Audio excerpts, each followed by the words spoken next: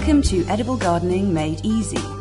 I'm Alex Mitchell, a gardening writer, journalist and self-confessed edible gardening obsessive. Over the next 4 lectures, I'll be taking you through the basics of growing fruit and vegetables, from how to prepare the soil to the best crops to grow, tips for how to cultivate them, and ways to avoid pests eating them before you can. Even if you have never sown a seed in your life, this course will give you the confidence to grow delicious salads, herbs, tomatoes, carrots and much more, whether you have a huge garden or room only for a few pots. As I hope this course will show, you really don't need masses of time or space to grow great crops. Growing your own fruit and veg has never been more popular. Back at the turn of the millennium, when I discovered my obsession, I kept my tomato grow bags rather quiet. The only people growing their own veg in those days seemed to be middle-aged men, brewing red currant wine in the allotment shed to get away from their wives. 10 or so years later, and we are in the grip of a growing your own revolution. Everyone's doing it.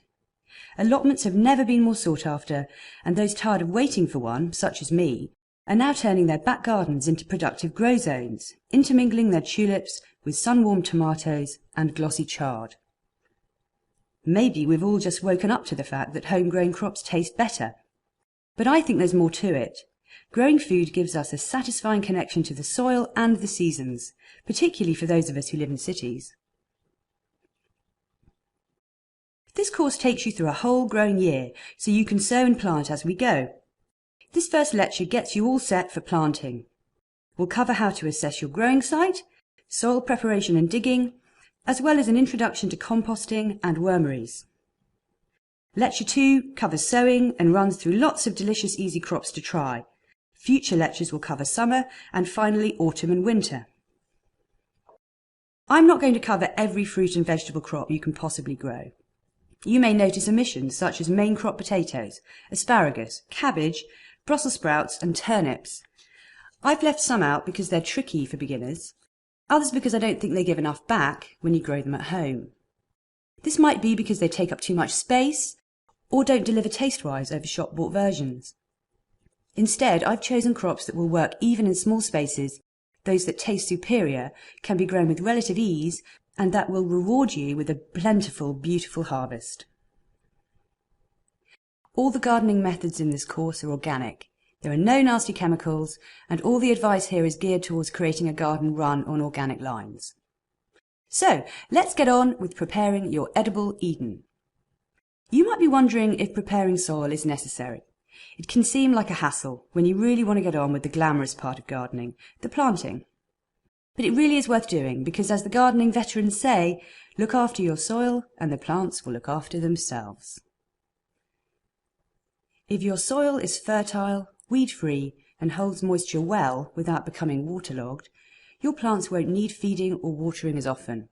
You won't have to be in competition with weeds for space, water and nutrients, and they'll also be less susceptible to pests and diseases.